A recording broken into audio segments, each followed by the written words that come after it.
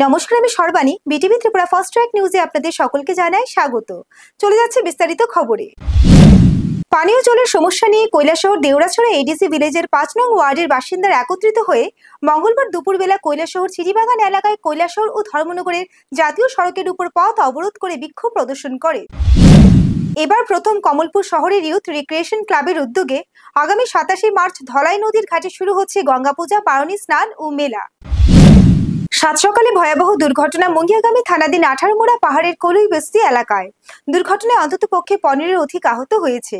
এর মধ্যে ৪ জনকে গুরুতর আহত অবস্থায় উন্নত চিকিৎসার জন্য আগরতলা জিবি হাসপাতালে রেফার করা হয়েছে।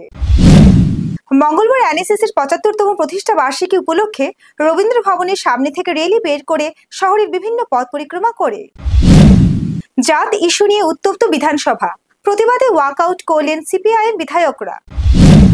মঙ্গলবার সমবায় দপ্তরের ৬৯তম প্রতিষ্ঠা দিবস উপলক্ষে রক্তদান শিবির অনুষ্ঠিত হয়। বিশ্রামগঞ্জ দ্বাদশ শ্রেণী বিদ্যালয়ের পর এবার পিএমসি শাকিরকোট দ্বাদশ শ্রেণী বিদ্যালয়ে চুরি। আগরতলা রেল স্টেশন থেকে গাঁজাসহ ২ জনকে গ্রেপ্তার করা হয়েছে।